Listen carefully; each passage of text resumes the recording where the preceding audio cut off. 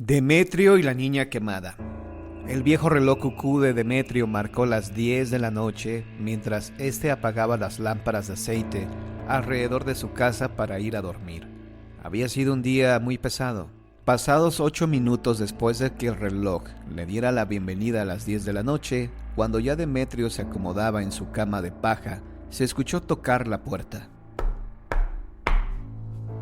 Se escuchaban lentas y pesadas aquellas tocadas, como si quien las diera estuviera sufriendo mucho al hacerlo. Demetrio, algo extrañado, encendió la lámpara que descansaba a su lado en la mesa de noche, y fue destinado a abrir la puerta. ¿Cuál fue la sorpresa de Demetrio al abrirla? Alcanzó a ver por el brillo que emanaba de su lámpara a una niña de no más de 7 años, totalmente quemada, que le decía: «¡Agua! ¡Agua, por favor! ¡Agua!». Demetrio, con el corazón casi saliéndole por la garganta, cerró la puerta de un azote, cerró las ventanas y casi infartado se acostó a dormir. Al día siguiente, exactamente a la misma hora, sucedió lo mismo cuando Demetrio ya se estaba acomodando para dormir. Fue por eso que al día siguiente se lo comentó a un amigo que vivía cerca de su casa, y este le recomendó ir a que una señora espiritista que tenía un pequeño tarantín a las afueras del pueblo. Demetrio, que no creía en esas cosas, decidió ir con el objeto de darle fin a aquella molesta situación que le espantaba el sueño todas las noches. Salió temprano, cuando a lo lejos observó el tarantín rojo donde hacía su trabajo aquella vieja bruja. A la señora le dio una fuerte corazonada cuando vio entrar a Demetrio, pero no le hizo caso. «Bienvenido, ¿qué desea?», preguntó Madame Lalou a Demetrio, quien le contó lo que le sucedía, y ésta comenzó a llorar. Le explicó que esa niña era su sobrina, que había fallecido en un incendio a las 10:08 de la noche. Ella estaba dormida y tenía sed. Toda su familia falleció en ese incendio, pero es el alma de mi sobrina María el que vaga, pidiendo un poco de agua. Demetrio, aún con los pelos erizados, preguntó: «¿Y no hay forma alguna de hacer que se vaya, que no me moleste más?». «Sí hay una forma», dijo la anciana. «Cuando la niña se aparezca de nuevo por su casa, sencillamente ábranle la puerta y denle un poco de agua. Es la única forma de que deje de molestarlo». Ese día Demetrio padeció un escalofrío constante a lo largo de su cuerpo. Faltaban 8 minutos para las 10. Demetrio se ponía las manos en la cabeza y sudaba a litros. De repente se escuchó el crujir de la paja seca y... Demetrio brincó, corrió a la cocina y tomó agua fresca en un tarro que ya tenía preparado para ese momento. Abrió la puerta y ahí estaba aquel cuerpo casi amorfo a causa de las llamas que la cobijaron aquella noche. Aquella misma hora... «¡Agua, por favor, agua!», suplicó la niña. Ya con el tarro en la mano y sin pensarlo 2 veces, Demetrio le sirvió agua que la niña bebió en un segundo. «¡Más, por favor!», le dijo la niña de nuevo. Este le sirvió de nuevo. En los ojos de la pequeña niña, Demetrio distinguió perfectamente, como si fuera una película, el momento en que la niña se quemaba. Un frío intenso heló la piel de Demetrio, y en los ojos de la niña aún se reflejaba el momento de su tragedia.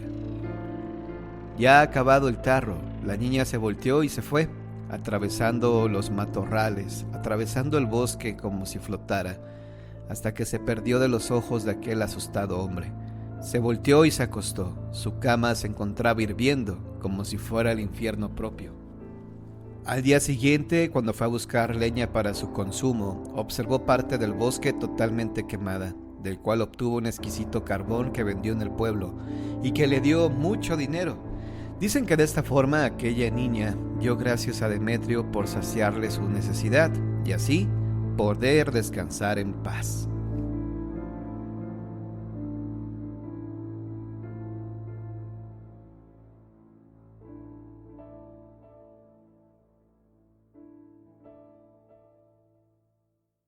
Elena, la que bailaba con los muertos. Esta leyenda no tiene nada que ver con el Santo Oficio. Es una que cuentan los abuelos cerca del Cerro de la Silla, en Monterrey. Pocas personas la saben, pero ha llegado a mis oídos por la anciana vecina de un amigo que tuve a bien conocer hace ya muchos años. Cuenta la leyenda que Elena era una mujer de una hermosura sin par. Todos los hombres del pueblo aspiraban a casarse con ella, pero la joven parecía no sentir especial predilección por ninguno de sus enamorados. De hecho, lo único que ella deseaba era dedicarse a la vida religiosa, pero debía esperar a que sus padres juntaran cierta cantidad de dinero para que ella pudiera ingresar en un convento de la capital. Eran inútiles todos los regalos, ruegos, serenatas, detalles e invitaciones que los hombres solteros del pueblo gastaban en ella, pues parecía no prestar interés en nada, excepto en lo tocante a su grupo de catecismo y las misas de cada domingo. Para ella, el único sueño era poder entrar por fin al convento y dedicar su vida a la gloria del Señor. Lamentablemente, uno de aquellos hombres que la pretendía comenzó a tener un sentimiento de odio por ella. Con el paso de los días se convirtió en rencor y se decidió tenerla en contra de su voluntad. Pero la muchacha nunca caminaba sola por las calles del pueblo, pues siempre iba acompañada de sus dos hermanos que la cuidaban y veían por ella. Pensó y pensó aquel hombre en la forma de llevar a cabo sus maléficos planes, pero nunca permitiría que una mujer se burlara de su orgullo. Quiso la mala suerte que un día se topara con una bruja que hacía pócimas de amor. El hombre por fin pudo acercarse a ella. Las hierbas y los menjurjes, los hechizos pronunciados, habían dado el efecto deseado, y en muy poco tiempo la mujer fue suya. No fue necesario casarse con ella. Por el efecto de las brujerías, la muchacha había sentido repentinamente un enamoramiento falso, una pasión desbordada por aquel hombre que no hacía más que burlarse de ella y tratarla mal para compensar todo lo que él había sufrido por ella antes de comenzar a odiarla. Un día el hombre se fue del pueblo sin avisarle, y así, de un momento a otro, Elena andaba como un fantasma dentro de su casa. Su familia empezó a preocuparse, pues comenzó a adelgazar. No quería salir de su casa y solo lloraba y lloraba por aquel mal hombre que la había utilizado como un objeto del que se había cansado y había optado por abandonar. Los padres se enteraron de que jamás podría ingresar al convento, pues ya no era pura, y le echaron de su casa cruelmente, sin que ella se hubiera repuesto siquiera de su enfermedad. Anduvo vagando la pobrecita por el pueblo, sin saber dónde guardarse de la noche y de la gente que la miraba burlona. Fue a parar a un enorme zaguán de madera muy viejo, donde una anciana le invitó a entrar para pasar la noche. Le dio algo de cenar y comenzaron a hablar.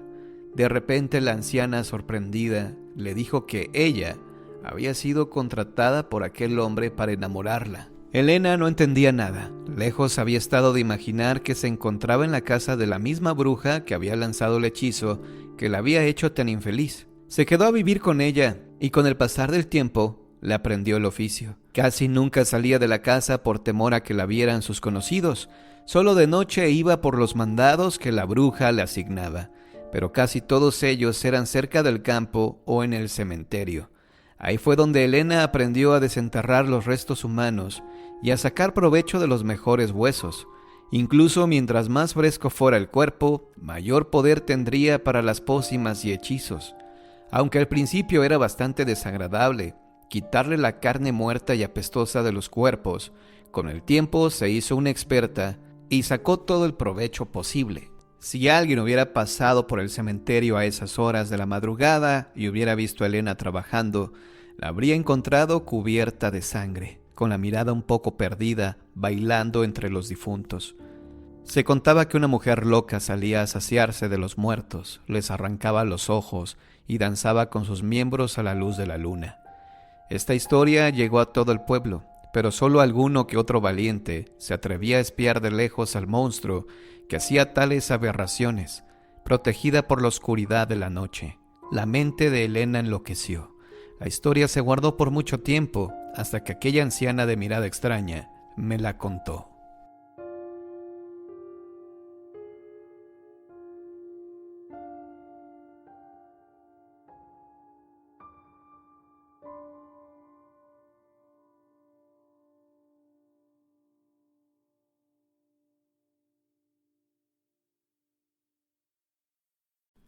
La habitación de arriba.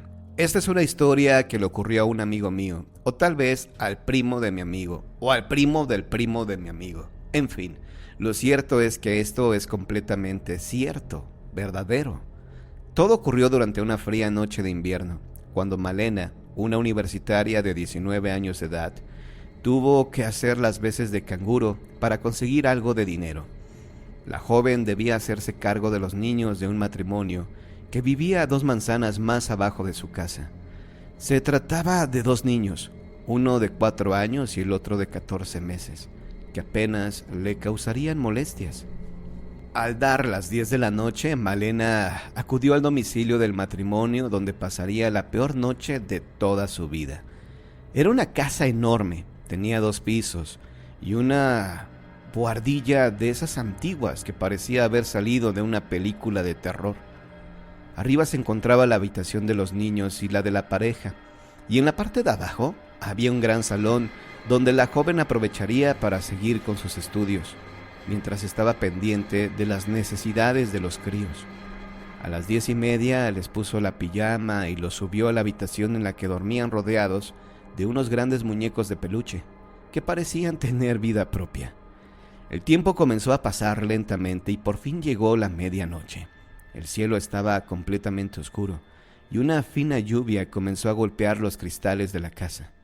Minutos más tarde, empezó a empeorar el tiempo, y lo que en un principio era una inofensiva lluvia de 4 gotas de agua, llegó a convertirse en una de las más aterradoras tormentas de los últimos tiempos.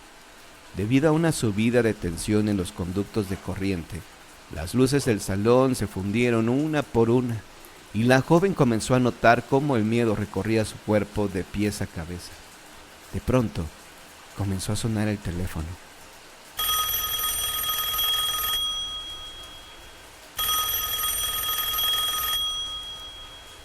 La muchacha corrió a cogerlo, pensando que se trataría del matrimonio, pero no fue así. Al otro lado del teléfono podían escucharse los gemidos de un hombre que parecía querer asustarla. Era una voz profunda y tétrica, realmente aterradora.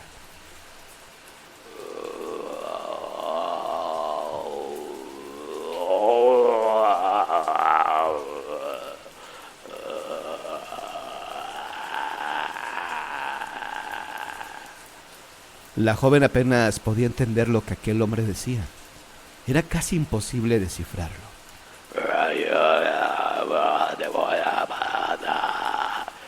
El miedo la envolvía cada vez más y la voz de este personaje se hacía más aterradora.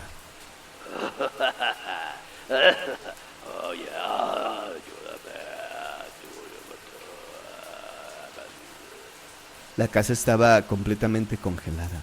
Hacía un frío espantoso. Pero, ¿de dónde procedía? Era como si alguien se hubiese dejado una ventana abierta. Pero ella ya se había asegurado de cerrarlas todas antes de acostar a los niños. El teléfono comenzó a sonar de nuevo.